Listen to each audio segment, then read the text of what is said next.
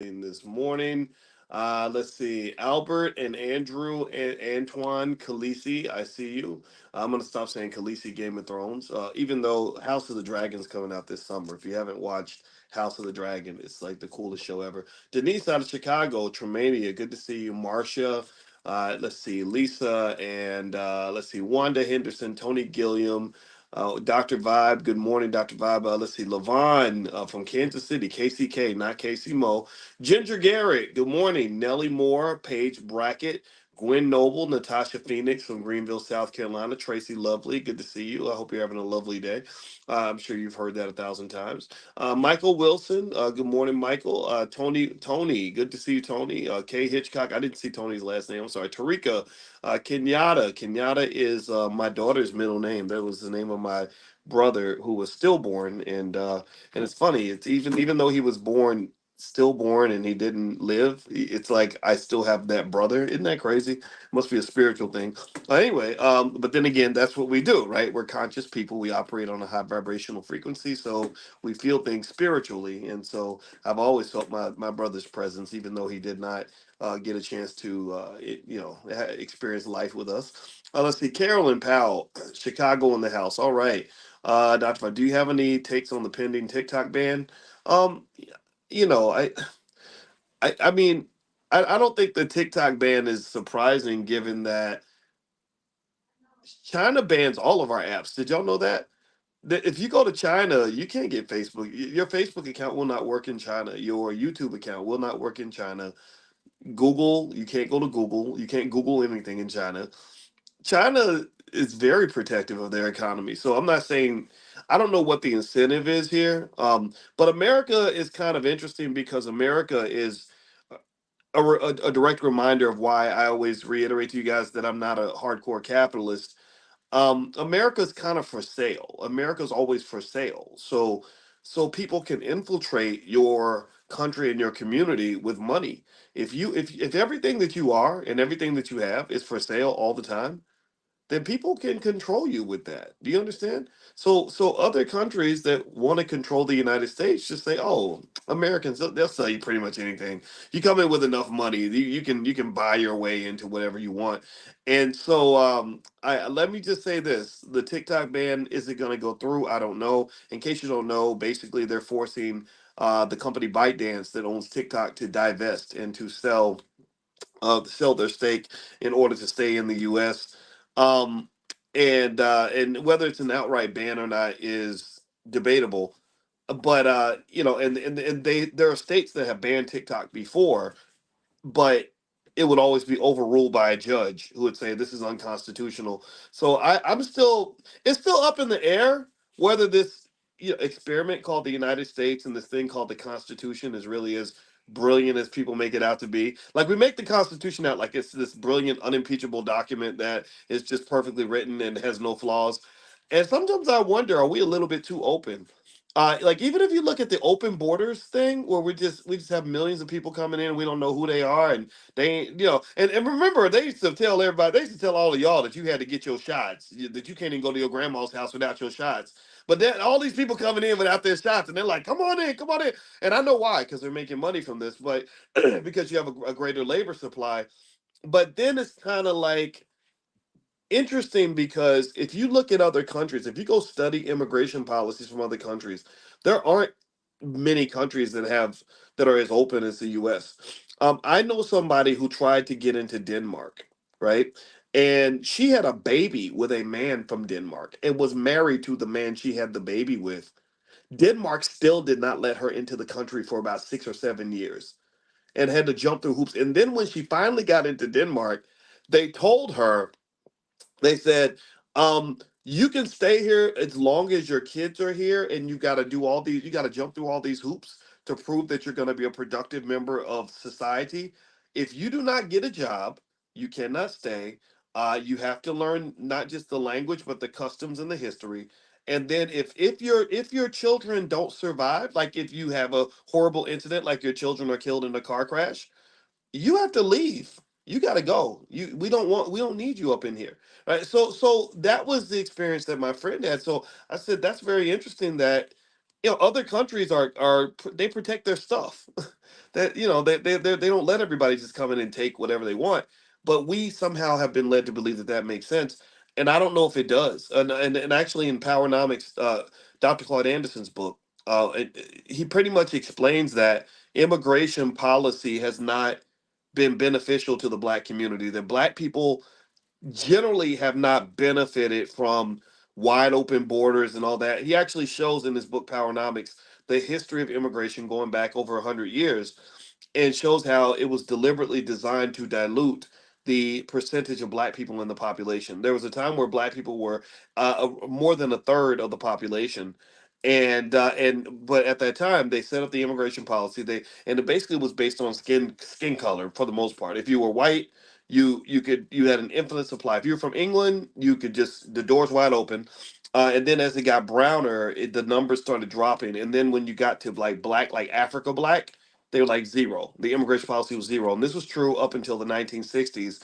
They said we don't want any more black people. We got enough of y'all, right? So ultimately, um, yeah. Those are just some interesting things about America and capitalism, and I think just from a financial consciousness standpoint, we could start the stream of consciousness there. And then I actually want to talk to you about uh, about estate planning for a minute. But just generally speaking, I want you to understand that America is good at making money, but they're good at making money in the same way that a prostitute is good at making money. And a lot of us would not look at a prostitute as some sort of model of success. But now, if you look at society, though, Kim Kardashian's right at the top of the pile in the success category for a lot of people because she makes a lot of money. But if you remember, she started off with, in some pretty interesting ways, right? That's how she got her start with, with a dirty tape, right? And then she kind of built off that, right? So not to say she's a failure or anything. I mean, it's up to people to decide, but I don't know if I would necessarily be happy and proud if someone was like, "Yeah, your daughter became the next Kim Kardashian." Or if someone just said, "Hey, I can make your daughter the next Kim Kardashian." I would say, I don't know. I don't think I really want to do that, right? But of course that's a personal decision. Maybe other people disagree. It's totally fine. All right. So let me hop into something that was on my mind today. And actually, what I'm going to do is also I'm gonna send out a quick text alert to those of you that are on the text list. If you want to get reminders of when we do Money in the Morning, just text the word morning to 87948. Pull out your phone and do that really quick. Just text the word morning to 87948. And also, I'm doing an event on Tuesday. For those of you that want to get started with stock market investing, I have an event coming up called basically How to Buy Your First Share of Stock, but it's really stock market investing for beginners. So even if you've already bought your first share, if you're nervous about what to do next, or you want to understand how to kind of think about it, I'm gonna literally walk you through the process and show you exactly what to do. And what I'll do is I'll share that link with you today. And also, if you get on the text list, text the word morning to 87948. I'll send you a link to join. It's gonna be Tuesday at noon, this upcoming Tuesday. All right, so let's see here. All right, give me 1 second here. All right. So here's what was on my brain today. I was thinking about the singer Prince. And if you know, Prince he left us with this amazing legacy of music, and he was super talented, and I mean the man was just absolutely prolific at what he did. And you can't ever take anything away from that. But also, if you remember, Prince had a lot of controversy financially because Prince died without any kind of a will or estate plan, from what I understand. And because there was no will and there was no estate plan, there was basically a big hot stinky mess. He left a big old stinky, just nasty, gross, like make you want to vomit financial mess.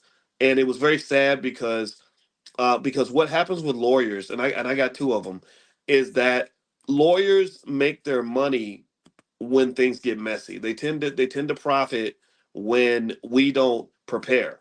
A lack of preparation is a great way to give your money away to attorneys, from what I understand, or a lack of conflict resolution skill. Like if you can't get on the phone and resolve the issue with the other party, then guess what? Now you got to call lawyers, and then when lawyers come in, friendships end. This person was your buddy for 10 years. Now you got to sue each other. Now you hate each other forever, and it sucks. Money can ruin everything, and that's why I hate lawsuits and stuff, especially with people that I have a personal relationship with, because it's like, come on, let's just get on the phone. Like, if I got to give you some money to make you feel better or to make this easier, let's do that, right? Because it's very painful. It's emotionally draining. And actually, last night, D1, who is just this amazing international hip hop star, and he's also a teacher. He taught at Harvard, and now he's teaching at Tufts. He came in last night, and we did a fireside chat, private conversation, and that was one of the things he talked about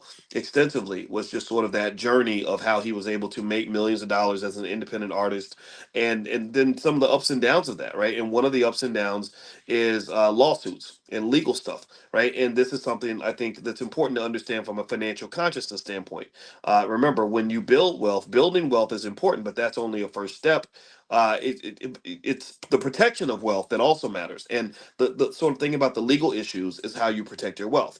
It's hard to protect your wealth if you don't think about liability and protection and insurance and all these other things, and when to file lawsuits and how to defend yourself from lawsuits and how to avoid lawsuits and all that. And so one of the things I'll tell you, just as a little trick, little piece of information to write down, is that if you have great conflict resolution skill, like, first and foremost, I think you should treat people fairly, have good contracts, things like that. But then also, I think conflict resolution ability is very important, because then you can avoid the fight, right? That means, look, if I just say, hey, let's just get on the phone, let's talk this out, and then also a willingness to compromise. I think ego, if you got too much ego and, oh, bark, bark, bark, I'm not gonna let you, then next thing you know, you create chaos and war. War is not profitable. War will lose you money, not just in business but in life in general. Think one great example is divorce. Has anybody ever seen how financially devastated people are when when there's a divorce? I mean, they're just sad, and so you've lost, and you didn't just lose money. You lost things that are more important than money. You lost years of your life. You lost your mental health, because you know you're crazy. I'm sorry, divorced people, y'all crazy. No, I mean, not to say you can't recover, right? But divorce, like marital problems, will stress you out at a level that you've never seen before, right? So, and I get it, and my heart goes out. I'm not making fun of you at all. I'm married, so I know that I feel your pain. But then again, I feel your joy too, right? Because I'm trying to make, we want to stay on the bright side of the moon. We don't want to go to the dark side of the moon. But every marriage has the dark side of the moon, if you know what I'm saying, right? And so then on top of that, you have the whole financial devastation, economically speaking. Divorced couples or individuals who've been through divorce or broken families, just have lower wealth levels. Their ability to make money is lower. Their ability to protect the wealth they have is lower. You're having a harder time fighting separately than you would have fighting as a collective, as a group. Um, and so war is bad for your income. Wars tends to be bad for business. And then what's also true is that sometimes a lack of preparation financially can cause a war. You can cause a war. So let's circle back. Let's circle back to this whole thing with Prince. If you ever want to make your relatives fight each other, hate each other, and destroy each other, and lose things that are more valuable than money, all you got to do is die with some assets, and don't leave any instructions on how to manage any of that. That's what you do. If you really want to just be a complete prick to the people you love, and you want your children like devastated, sad, depressed, angry, stressed out, going through hell. If you want to put your loved ones in living hell, here's what you do: die with some assets, like a house and some cars and some clothes and jewelry and money in the bank, and then leave zero instructions on what to do when you're gone. Because if that's the case, then what's going to happen is that the people you love are all gonna be at war. They're gonna be like the Hatfields and McCoys. They're gonna be gang banging. They're gonna be doing drive-bys on each other. Your the sister and the brother are gonna be trying to take each other out, and it's gonna be a complete mess. That's what happens in a lot of families when there's wealth that's left, and you don't leave instructions. what those battles are, what wars sometimes are, is a void of leadership. Anybody remember the movie Soul Food? Tell me, how many of y'all watched the movie Soul Food? Give me a guess. I'm talking about the '90s version. I'm not talking about the TV show was good too, though. By the way, but how many of y'all saw the '90s version of Soul Food? Okay, it was a great movie, right? All right. So anybody remember like what soul food, like the premise of it was? Besides the fact that we as black people love to get together. Like one of our little wonderful habits is we like to get together every Sunday and eat a bunch of food that's gonna kill us all by the age of 60. Right, but putting that to the side, at least it tastes good. Um but the whole premise of soul food was let's get together at grandma's house every Sunday and have soul food. Okay. And so um here's what I want you to think about with the movie Soul Food. Basically, and because I'm gonna give you some financial soul food. If you remember, Big Mama kind of held it all together, right? Big Mama was the matriarch. She was the leader of the family. She was the one that resolved conflicts and brought people together, and where they get together at grandma's house and eat soul food and make their problems go away and stuff.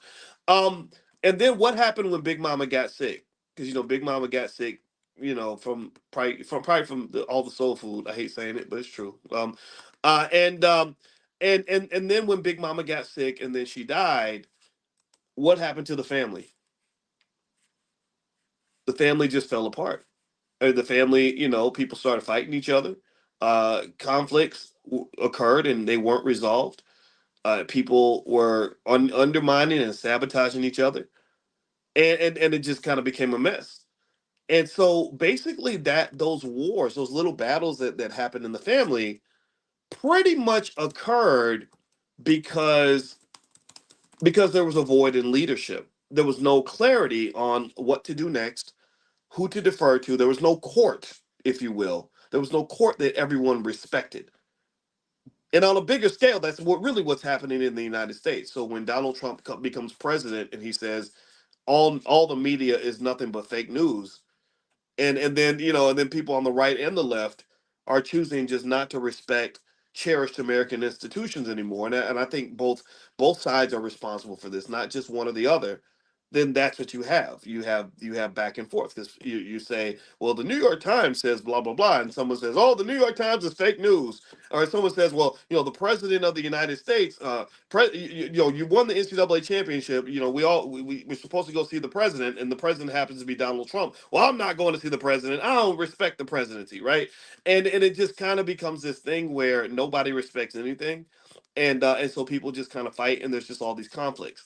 So ultimately, when you pass, if you love the people that you supposedly love, if you love the people you love, I would encourage you. In fact, I would encourage you right now today, even if you don't have something in place, some sort of instructions or estate plan or something, maybe that can be like a little bit of a homework assignment I can give you.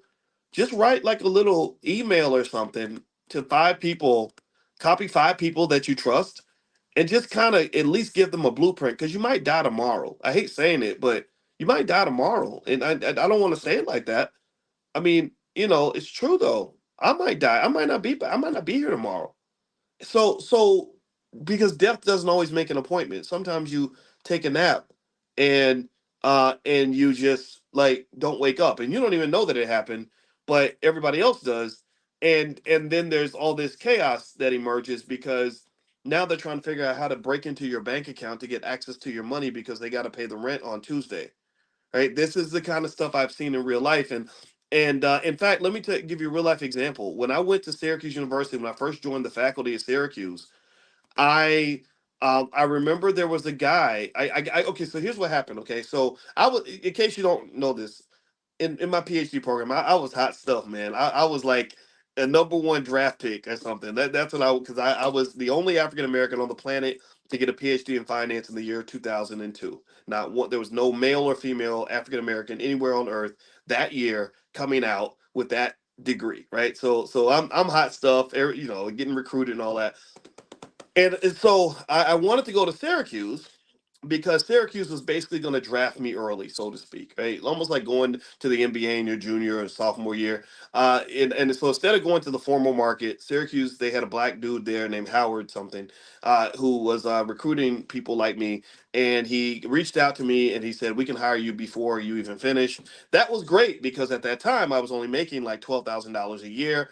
And to go from 12,000 a year to 115,000 was like winning the lottery. And so I remember I talked to the people at Syracuse about me possibly teaching there, and I did my interview, and it went really well. And there's a really great guy named Al who interviewed me, and Al was the department chair. And we had our interview. I went back home, and I was thinking about whether or not I wanted to come to the school or not. And I remember Al called me, and he said, "We needed you before. Now we really need you." And I was like, "I don't know what that means, but okay, that sounds great. Everybody wants to be needed." And so, long story short, we ended up making a deal. Well, the reason that Al called me and said, "We need you now more than ever," is because there was a guy that was on the faculty that was about maybe in his mid 40s.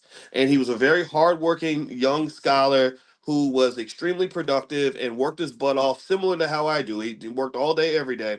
And one day he wasn't feeling well, so he laid down to take a nap. And he did not wake up. He never woke up ever again. And so because he did not wake up, they suddenly had a void. Their basketball team was missing a player, and I was the guy. So they took his salary, gave it to me, brought me in, gave me his office, and so I moved into this office of this man who had literally died a couple of months before I arrived on campus.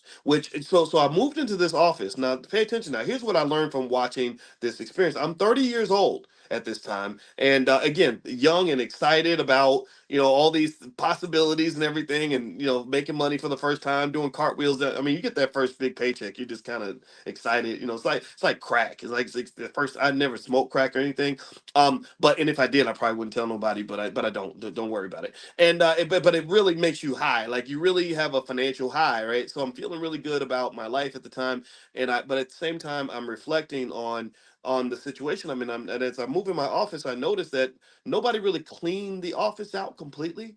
And this guy, I don't have his name in front of me, this poor guy. No one came in the office and cleaned out his stuff. It was like all this work he put in, all this, the stuff he had that was so important, like nobody, it wasn't important to anybody else. Like there were a million things happening. You know how it is in your life. You have a million things happening that pretty much only you know about. Only you know how to connect all the dots. I got to talk to cousin Lucy and then go over and talk to the plumber and make sure I meet with the such and such and maybe y'all got to go meet with the side chick or whatever. You got all these all these things happening in your life, and only you have the yarn that can connect all these things. So nobody really thought, everybody's grieving him because he was a great guy and people loved him. But nobody thought, well, like, okay, let's go to his office and let's clean out all the files in his office. Nobody thought to do that. Why would you? Who cares? Now everything you were working on is it's not important to anybody else but you a lot of times. And so all these projects, this man was working. He was a very productive scholar. He was working on probably 10 or 15 projects. He had open emails that he would email sequences where he's replying to people. Half finished emails he was sending to people, and that made me really think about this, how sudden death is, right? How death, it doesn't make an appointment, and it comes in and it literally amputates your future. It literally just clean chop, right? Just imagine somebody coming in and just chopping a big machine, just chopping your leg off without worrying about how it feels, or it doesn't grind through your leg. It's just like chop. Like everything that you had going on, all the appointments you had, everything, all the dreams, hopes, everything you thought was going to happen next week, things you were worried about, ongoing battles you were having, loved ones that you're fighting with right now, all that's gone, done, over. Game is over. Bam, like a buzzer, like a basketball game. When they blow that whistle, game is over. I remember thinking about that and just how final that is, right? So I see all this man's stuff, And now, mind you, I'm 30. Don't judge me, but I was like, wow, his all these emails are here, and he's talking to the people I'm working with. You know how you always kind of want to know how these white folks feel about you. Like I was really curious, like, okay, which of my colleagues voted to hire me, and which ones didn't, and what kind of crap were they saying about me before I got hired? Because I know they didn't want to hire a black person because they had never done it before, right? And so I'm reading through all these different emails and just really thinking about this man's life and how all of his everything he had going on was just kind of there, and it was just like all this unfinished business. And I would say to you that I don't really know if you want to kind of leave the earth with just a whole bunch of unfinished business, right? I kind of think that spending some time really processing like what would happen if you weren't here can go a really long way, because if you don't, it can just get kind of messy. Now, in his case, it wasn't really messy, and I didn't really go through a lot of his files and stuff. I did read some of the emails, and they didn't say anything bad about me before they hired me. But I just seeing this man, a very productive man at 45 years old, and just see him just sort of gone like that really made me think about death, and it made me think, oh, this stuff is serious, like it's real. Death is really real. And then my sister actually does autopsies, and she tells me stories all the time about about healthy 32-year-old women who had a full life and all these plans, who just one day slip and fall down the steps, and next thing you know, they're in the morgue, and everything, it's like the end of the story for everything. So you don't know when your story's going to end. I think that's the point I want to get to. You don't know when your story's going to end, and a lot of you have lives where there are people that are dependent on you. There are people that look to you for leadership. There are people that depend on you, in other ways. They go beyond money, financially and emotionally and otherwise. And I just really kind of think that, just out of as a tribute to them, I would encourage you, as a financial consciousness exercise, to meditate on how much they need you. And they don't just need you to be there for them, they need you to be there, even if you're not there. They need you to be there with them. I told my daughter, I say, I'm going to be here with you while I'm alive and after I'm gone. That's my goal. My goal is to be here with you, even if I drop tomorrow and I move on to heaven. Just know I'm watching from heaven. I'm connected. I'm right here. I'm gonna be there. I'm gonna be at every dance recital, every whatever, like every graduation. I'm still there, right? And so I would encourage you to really sort of process that, right? So that would be, again, because we every morning we're doing financial consciousness exercises, or etc. Um, that's a financial consciousness exercise. Like, what does the world look like if I'm not here? What does the world look like if I die right now? Can they pay the mortgage if I died right now? Can they still get groceries if I die right now? Would they know where the passwords are if I died right now?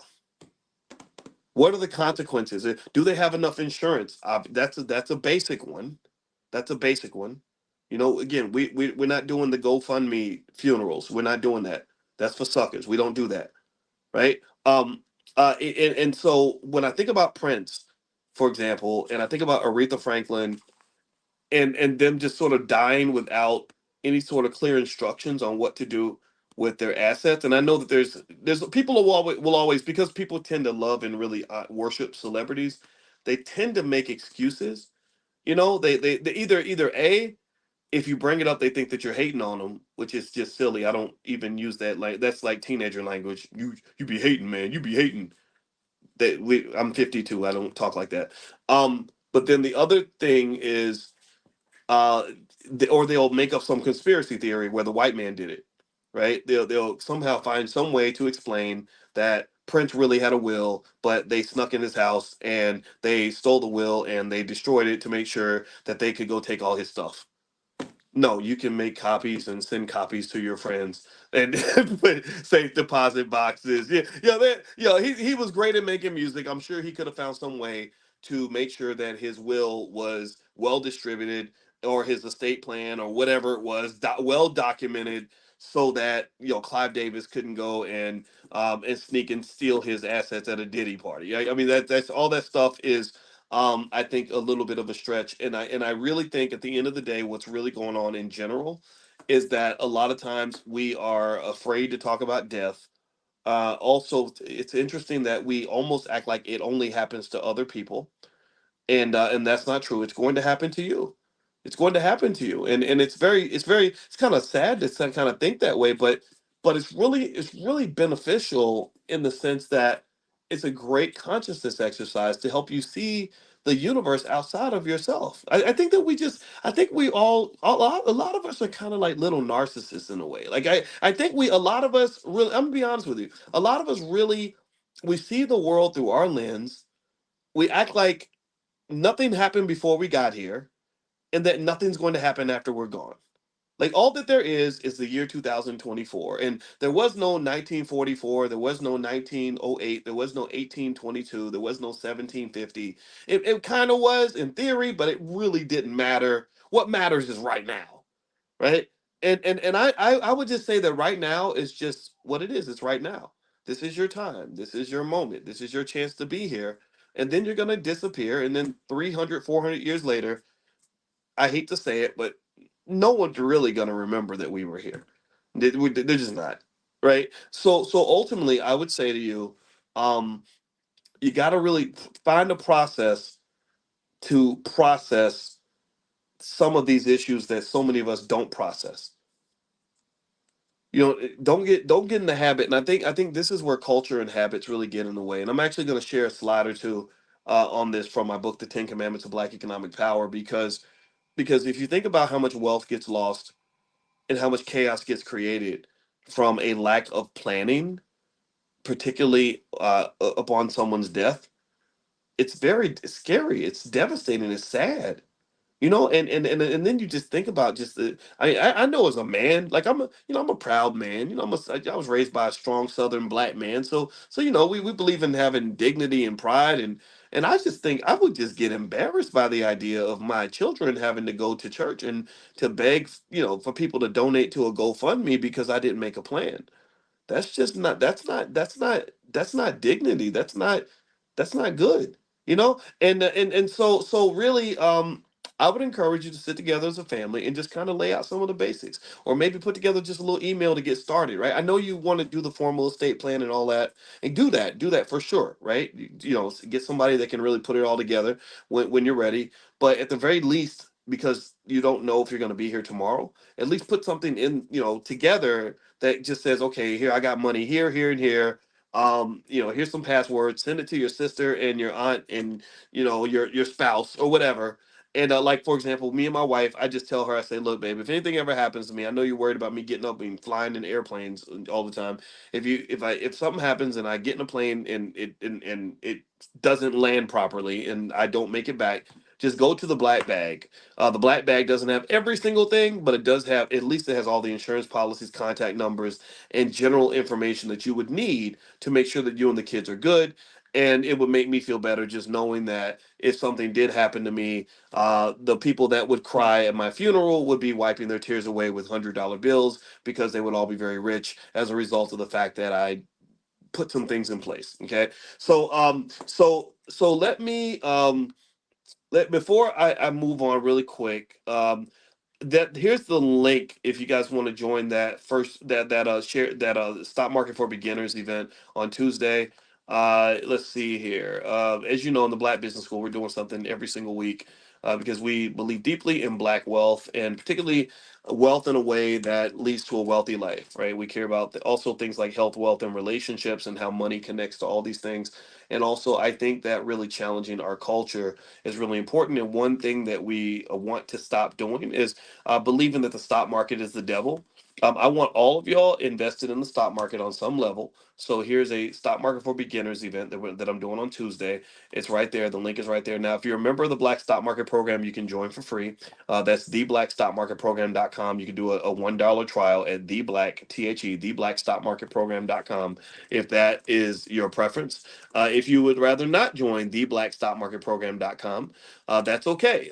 You can join the event one day. I don't know the fee, but it's not very much, and it will change your life. And all the materials are yours for life. And also one membership, you can bring your whole entire family. And I really want you to do that because I want everybody in your family to understand at least the basics of the stock market. Now, the mobile notary replay, I see that. That's what Andre C. Hatchett did yesterday.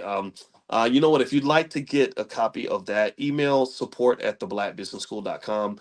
That's support@theblackbusinessschool.com. I think they're going to send out some sort of encore where you can check out the recording, but I'm not sure what the plan is. I haven't talked to Micah. Micah's the marketing director. And also, I'll be in Philadelphia on the 18th of May. Just a reminder, Jay Ortiz is hosting the Get Money Fest. And so I'm going to be a speaker at the Get Money Fest. So it's kind of like a big thing with art and hip hop and everything else. But they're incorporating a lot of financial literacy. And I love that. I love the idea of young people of all backgrounds, of all backgrounds, of all backgrounds, embracing economic basics so that you have a lot of options and a lot of moves you can make in your life. If you're trying to be free, you have to understand economics.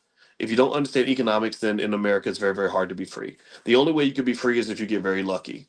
That's it. If you get really lucky, somebody else creates freedom for you by giving you a bunch of money, then yeah, then you might be able to make it work. But even then, a lack of financial awareness and a lack of financial education and intelligence will cause you to lose all your money to people who understand economics better than you, right? So even those who are given lots of resources, if they don't understand the basics of good economic culture, they're going to lose pretty much everything they have. They say a fool and his money will soon part ways. And so, not having financial literacy does not make you a fool, but you are a fool if you don't understand how important financial intelligence is, and commit yourself to understanding economics on some sort of level. You have to have some development there. Okay, so yeah, so the Get Money Fest, Jay Ortiz and a lot of his friends in Philadelphia, and I love Philadelphia. There's good people out there. It's May 18th. Oh, sorry, the URL is getmoneyfest.com. Getmoneyfest.com. Somebody please type that in the you are in the chat so everybody can see it. Getmoneyfest.com. And I like and D1 was here yesterday, and was a great person to have a fireside chat with because D is a guy who navigated through hip hop and is literally changing hip hop by basically walking away from the money. He understood early how the money is what distorted hip hop and bastardized it and turned it into the monstrosity that it's kind of become to this day. Where think about this: when you see a rapper rapping about things that are clearly killing people, harming children, harming women, just in a way that embarrasses his family, the only thing that he can say to justify any of that is that it's the money. That's it. That if you take away the money, then none of it makes sense.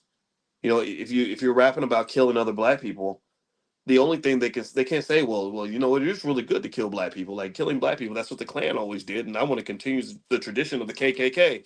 They can't say that, right? So they're always going to turn to the money.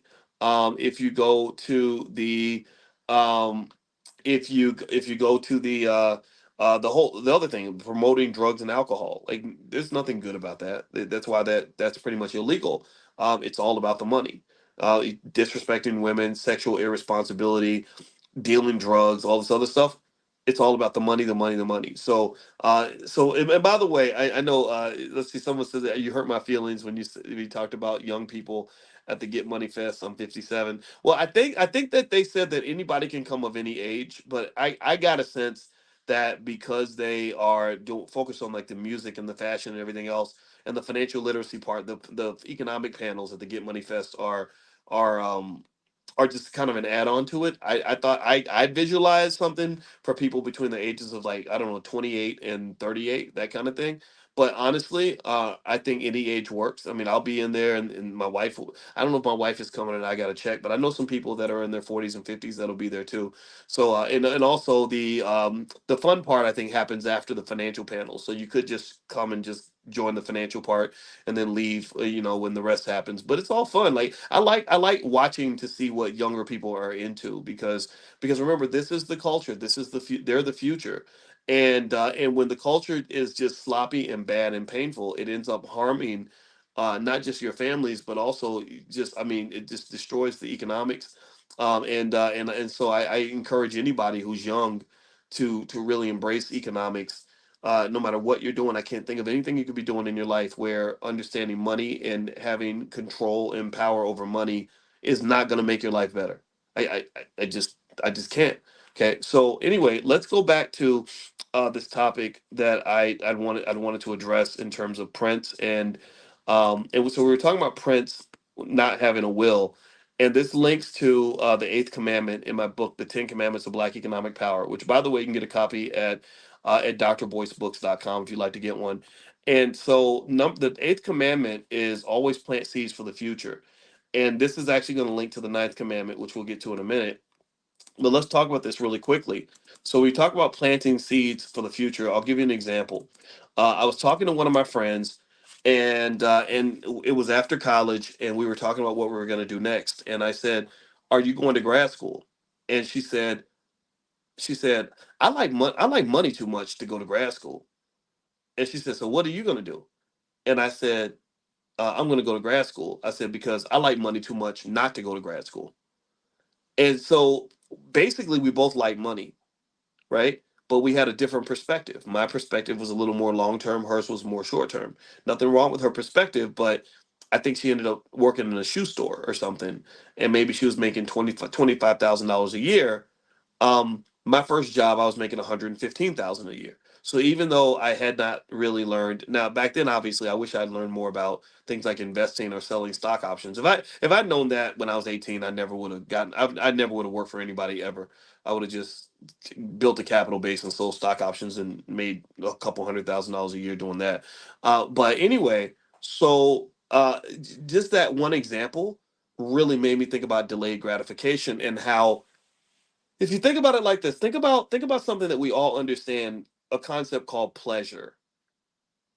Think about pleasure and comfort. Give me a yes in the chat if you agree. Give me a yes in the chat if you would agree with me that most of us like to be comfortable. How many of you, this is a consciousness exercise. This is where I ask simple questions to help us get to explore more complex ideas. How many of us enjoy comfort? And then also, how many of us enjoy pleasure? Don't lie. Come on. Give me a yes. Pleasure's good. It's okay, right? I'm not, it don't mean it's not satanic. Um, well, it could be, I guess, but it doesn't have to be. Uh, so, so we all enjoy comfort. We all enjoy pleasure. If that's the case, then why not just spend your whole life always seeking pleasure? Why not spend your whole life always being comfortable? Like I get up at 5 in the morning. I go to the gym. That ain't comfortable, man. There ain't nothing comfortable, especially in the winter. Do you ever dealt with wintertime in Chicago? Oh my God.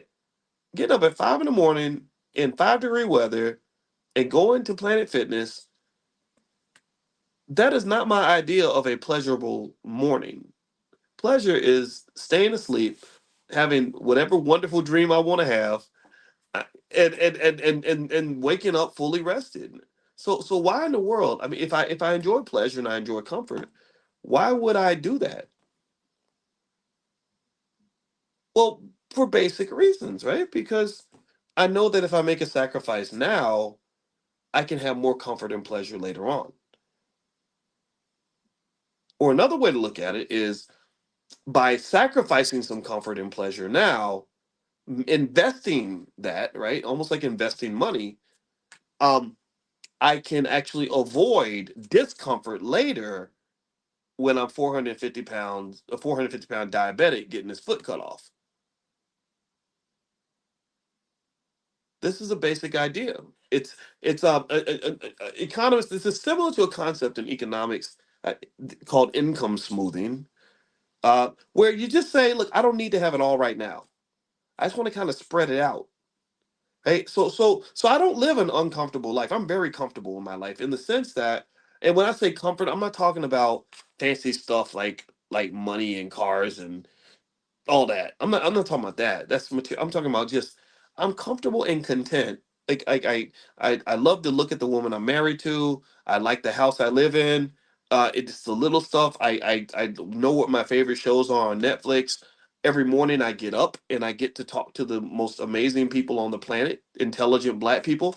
And I love that. I sometimes I play video games. I do. It's fun. I don't care what age I am. It's just still fun. Um, so I'm comfortable a lot, but I don't want to be comfortable all the time, right? I have pleasure. We all do. But I don't have pleasure all the time. Not just sitting around hitting the pleasure crack pipe all day. Yeah, right. Well, why wouldn't I do that? If something is pleasurable, why not just do it all day long? Well, think about it. Imagine in your head, you probably know somebody who does that. Like YOLO, you might as well, you only live once, do it. And they believe that seeking pleasure and comfort all the time is the best way to live.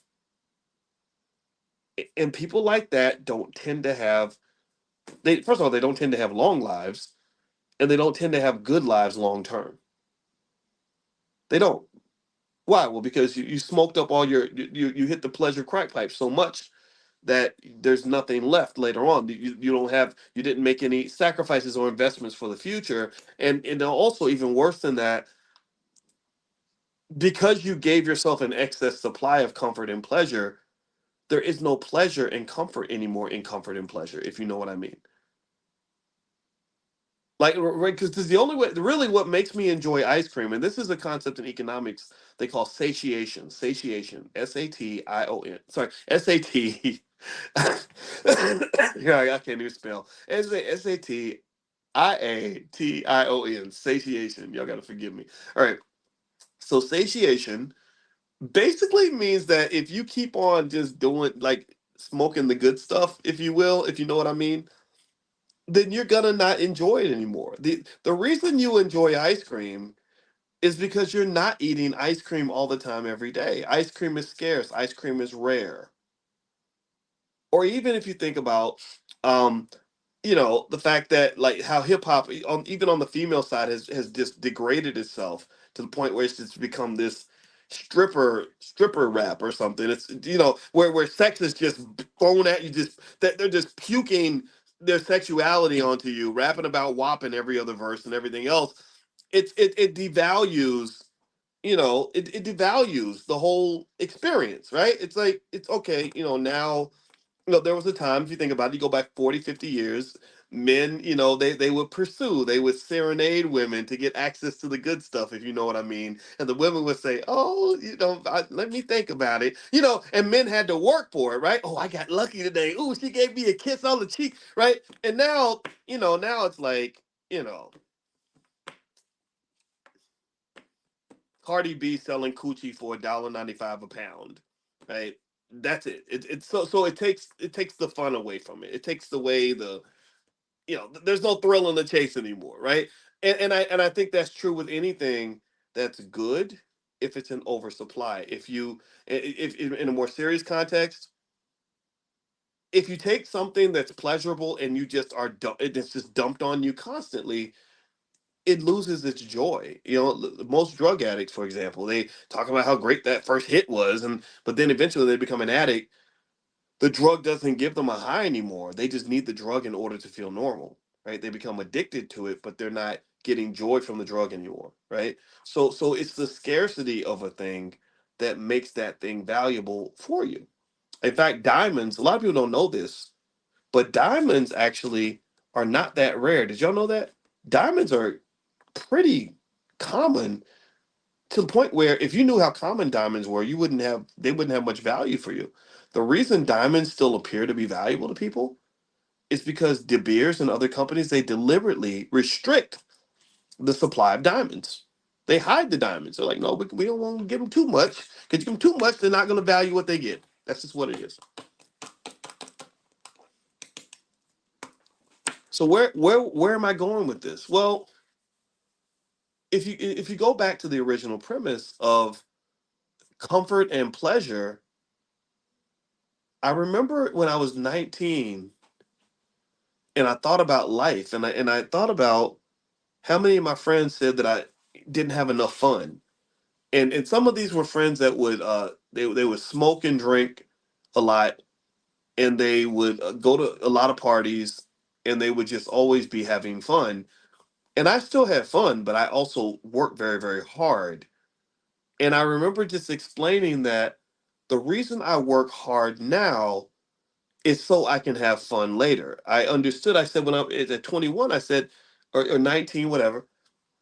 I said, if I work really hard for the next 3 or 4 years, I can have fun And when I'm 25, when I'm 35, when I'm 45, when I'm 55, and when I'm 65. But when you are seeking pleasure all the time right now, you're going to have a lot of pleasure now, but you're going to have a really hard time at 25, at 35, at 45, at 55, at 65. Because you're going to have to get up every day and do a job that you hate because you didn't make any sacrifices to put yourself in a better position. So this kind of balancing, I think, is extremely important. It connects to that eighth commandment about planting seeds for the future for yourself and for other people. It talks about just that income smoothing concept. It talks about understanding things like satiation. We were talking about satiation. Like, look, enjoy your life. Oh, I'm a big believer in finding comfort and joy and all the little things in life. If you don't have joy, then I want you to find it. Right? That means sometimes joy might just come from taking more naps.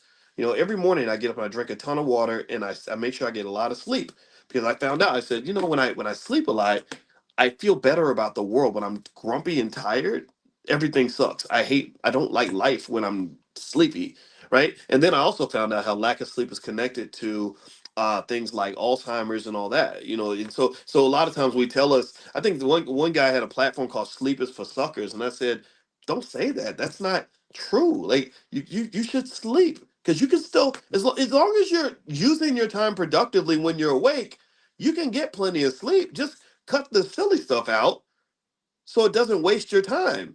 Like I sleep, I take 2, 3 naps a day if I have to. But when I'm awake, oh, I'm on it. I don't mess around. I don't sit and have worthless, goofy conversations. I turn my phone off. I don't sit up here and just get into social media back and forth that doesn't add up to anything. No, no, no. I turn off all my notifications. So if you're trolling me on Twitter, just know your trolling is being almost completely ignored unless I happen to see it and I want to have some fun and I just want to clown you with a goofy emoji of a monkey or something just to say how stupid you are. But then I keep it moving. So it's not about taking time to rest and recharge and make sure that you are comfortable and happy in your life. It's really about being focused when it's time to really focus. And focused people, they get stuff done. They spend time on the things that actually matter. And I believe a lot of people waste a lot of time on things that are not going to get them to their goal. Figure out what your goal is. Be that guided missile. And it's something you have to reiterate every day. If you don't recharge that battery every single morning, have a process to almost like fine tune the laser, then you're gonna find that it starts to oscillate and it never goes away. No matter, even if you are on top of your game and you're 40, 50 years old, doesn't matter. You always have to sort of recalibrate. So every morning I get up. First thing I did this morning, I drank my water. I thought about who I am and what I want to be, and I meditated on the porch. I sat and took in fresh air and thought about how I'm going to kick ass today. And that's my process, right? So what is your process? How do you get your missile back on target? And make sure you have that so that you can achieve your goals because life is short. Life is short. Now that gets us back to what we were talking about earlier in terms of planting seeds for the future. I think that when you talk about pleasure and comfort, everybody loves it. The reason we invest is because we really want to have pleasure and we really want to be comfortable later on in life, right? But then also investing involves a part where your consciousness has to have an awareness that goes beyond you and your pleasure and your comfort. And you have to think about, how do I create that pleasure and comfort for others? Well, that's where things like the estate planning process comes into play. I love Prince. I really do. I think he was great as an artist. I think he was great as an activist and a human being. Most people I know who know Prince, I know Prince's god sister, and they all speak very highly of him as a person. But where he failed, if it's true that he did not make an estate plan, this was a very bad economic decision because people he does not even know probably made $100 million off of the fact that he did not have a plan. When you don't have a plan for your finances, then someone else with a better plan will come along and take all your money. Do you know that there are estate planning attorneys who literally fund their entire office off of families that don't make a plan? If everybody suddenly started making sure that they had good estate plans, a lot of these offices would actually go out of business. There are a lot, there are a lot of them that just say, well, people don't prepare. So when they're not prepared, they call in us. That's the cleanup crew, and we have to resolve all the disputes. And we end up taking just a ton of money in fees. And the thing is that the consequences tend to be bigger than just money though. You get to the point where there's a lot of emotional damage that gets done. People that feel failed. Gosh, daddy didn't make a plan for me. Now I'm out here struggling. Now I'm out here in corporate slavery. I'm slaving on this damn job because my daddy was a dummy. My daddy didn't have a plan. He wasn't a real man. He didn't think about the future.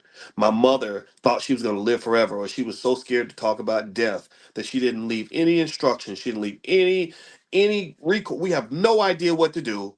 So now me and my siblings aren't even talking anymore. We're already dealing with the sadness that mama dying, but now I don't even have my siblings anymore because we're all fighting over mama's money because mama, for whatever reason, Jesus told her not to talk about death, and she didn't talk about it, even though mama's blood pressure is sky high. She got heart problems. She got all these diabetes, all these other issues. But for whatever reason, she didn't want to talk about death. So now we are in the middle of a big pile of crap. Thanks, mama. And if I made you feel bad, I am sorry. I cannot, because you don't feel as bad as your loved ones will feel because you didn't do your damn job. So if I made you feel bad, then good, because your kids are going to feel worse. Your loved ones will feel worse. The people you leave behind, they're going to feel worse than you feel right now having to hear me say this. And the only and so I will say this, maybe God sent me to get in your face and say, just do something, make some kind of a plan, write the damn email. Okay, here's where the money's at. Here's what. Just make sure that make sure you let Sissy control the estate, because you can just do little things, like even anything. Just say something so that they will have something to lean on, right? I mean, process. Again, I'm not telling you, this is not legal advice. I am not an attorney. I'm not an estate planning expert. I will bring one into the Black Business School. I know we've been talking about, I'm going to get on that, okay? So see, think about this, right? Even I'm sitting here saying, look, I'm going to get to it. I promise. We all do it. We all procrastinate. Even I do it all the time. I'm trying not to. So maybe by me talking to you, me yelling at you, maybe that's me yelling at myself. Because even I have some stuff where I'm like, dang, boys, you got to really get to this, man. You're not going to be here forever. So, so, so, because here's the thing, right? Even if I leave a little email with the things I want, or a short little video, hey, I just want to record this video on the phone and send it to 5 of y'all just to make sure that in case something happens to me, here's what I want. Blah, blah, blah, blah, blah, blah. Well, then a lot of people in the family will respect that. They're gonna say, okay, well, that's grandma. Grandma's saying what she wants, and y'all know we all agree that grandma really wants it this way. And then all the kids get on the same page, because like, well, and then if someone tries to get off the page, they say, well, look, grandma said it on the video. Okay, okay, okay, right? You see what I mean? But if grandma didn't say it, then there's a debate. Well, grandma, I think that what she would have wanted is, well, no, I think what she would. It's a problem. It becomes a mess. It becomes a fight. Um, I'll give you two examples that will help you understand the gravity of this. I know one lady I remember meeting who told me that she went through the devastation of her mother dying young, or in her 40s, or maybe early 50s, of cancer, and the stress of the death caused problems in her relationship with her father, because her mother was the one who kept that relationship together in the first place.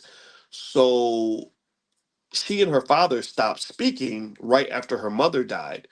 So it wasn't just her mother that died, it was also her father and the relationship with her father. And so she lost both her parents at the same time. And this was 5 years after the fact when this happened. And then this wasn't even just the financial side. This was just how the pain and the stress of losing somebody, if it's not properly processed in the right way, can cause damage that goes far beyond just the actual initial event itself. Now, here's a more financial example. Um, and I'll get to you guys about the estate planning stuff in the Black Business School very soon. I give me a week. Now that I'm thinking about it, I'm gonna put. We have a few couple things in place, and I'll find that as well. So another example was, there was a guy who was early 50s, And sometimes we 50-some-year-old men, we trick ourselves into believing that we're going to be young forever, and that age ain't nothing but a number, and it's just a state of mind. And so he had a little bit of money, so he was a young player even in his early 50s. So he had this 32-year-old girlfriend.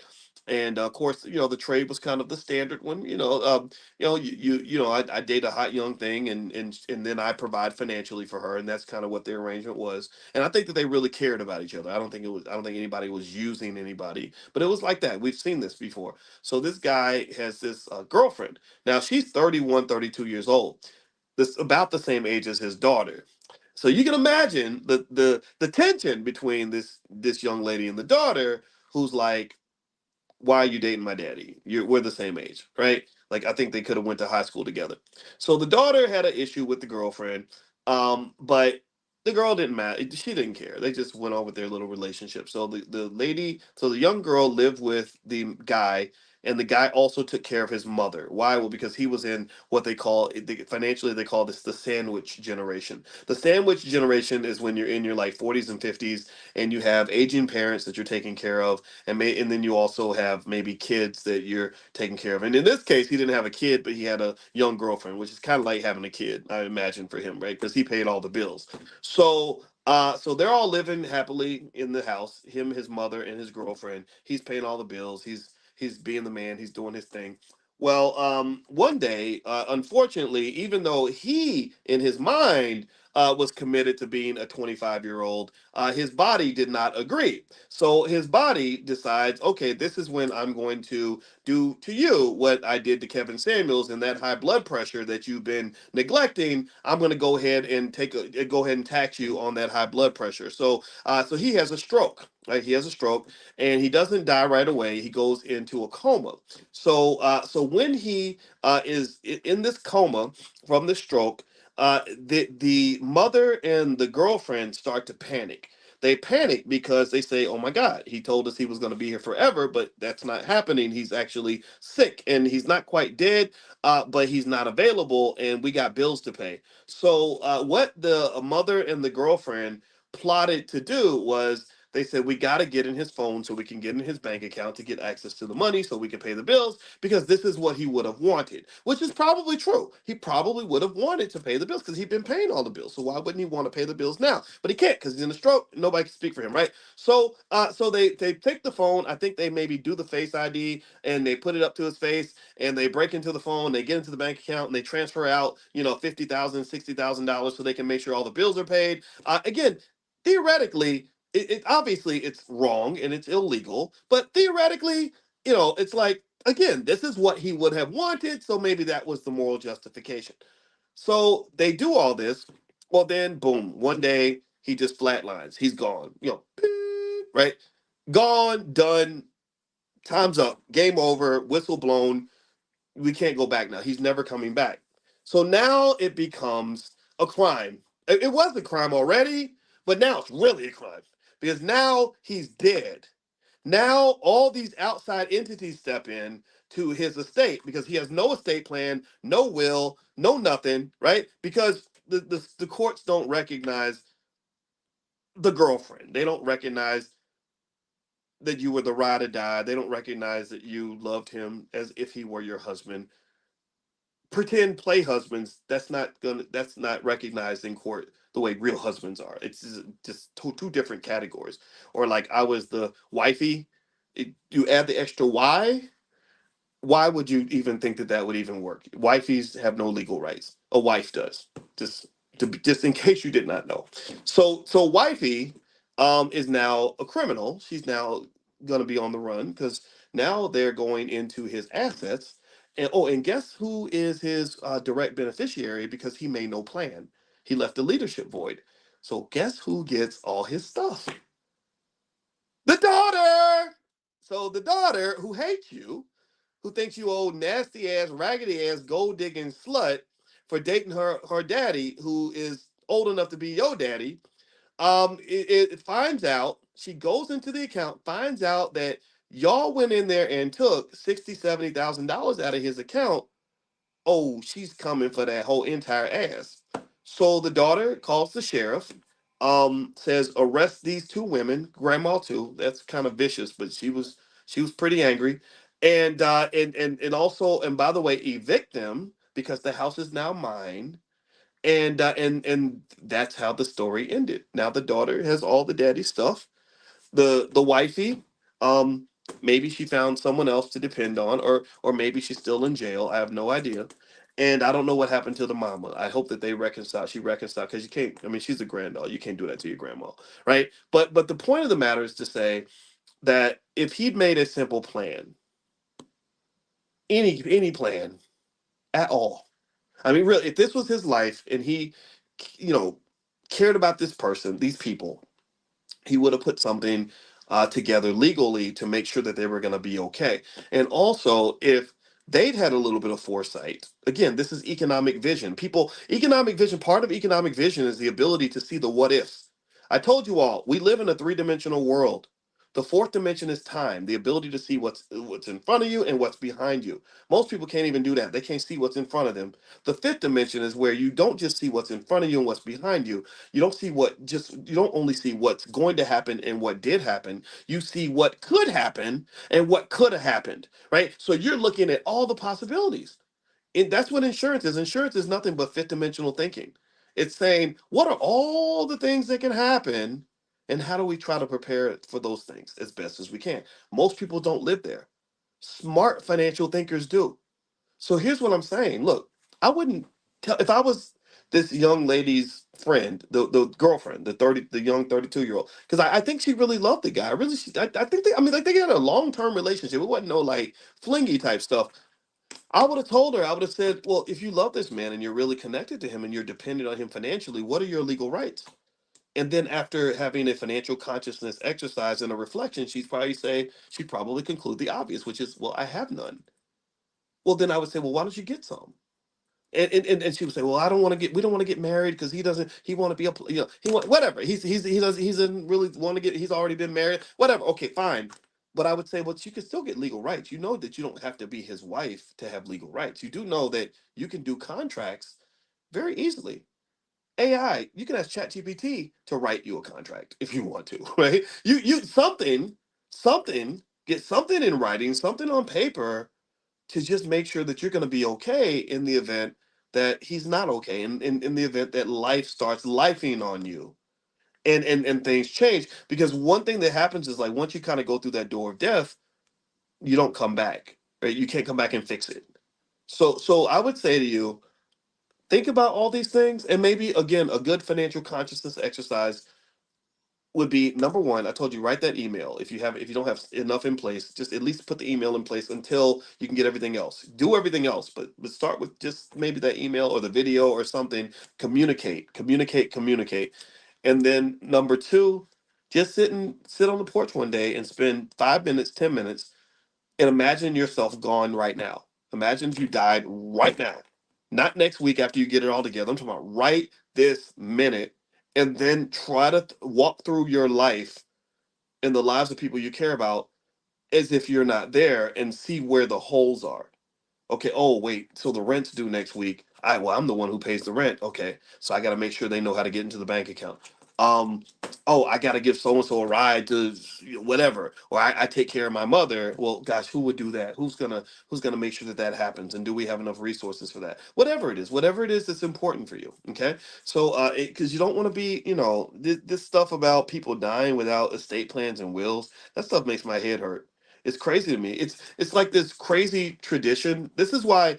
This is, again, I reiterate. This is why in the book, The Ten Commandments of Black Economic Power. This is why I wrote so much about culture, because I started thinking about how many cultural habits we have that are just so bad, but we don't question them. We don't even process them because that's what we're just used to doing. We're used to Black people not being prepared. We're used to us not being informed. We're used to us not having a plan.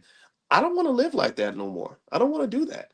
So let's end that now, at least in this space, at least in this room. Okay, all right. I hope this was helpful to you. I hope this conversation was beneficial, and And I know I've talked for an hour and 9 minutes, so that's longer than I plan to go. And so, so thank you all for hanging out with me. Thank you for listening. By the way, if you want to get a copy of Dr. Claude Anderson's book, Powernomics, we do have copies of Powernomics in our bookstore. You can go to drboycebooks.com. We also added a new apparel line with a lot of really cool T-shirts and stuff. So, and coffee mugs. So, if you want to show your love for the Black Business School and rep your financial literacy growth, feel free to go check out the apparel at drboycebooks.com. And last but not least, if you want to receive notifications when we go live in the morning or when we do our financial consciousness training, just text the word morning to 87948. And if you text morning to 87948, I'll also send you an invitation to the event on Tuesday, with Stock Market for Beginners. And so have a good day, everybody. God bless you. Thank you so much for hanging out and listening to me. And I will see you all tomorrow morning at 10 a.m. Eastern. So take care. Talk to you soon. Love you.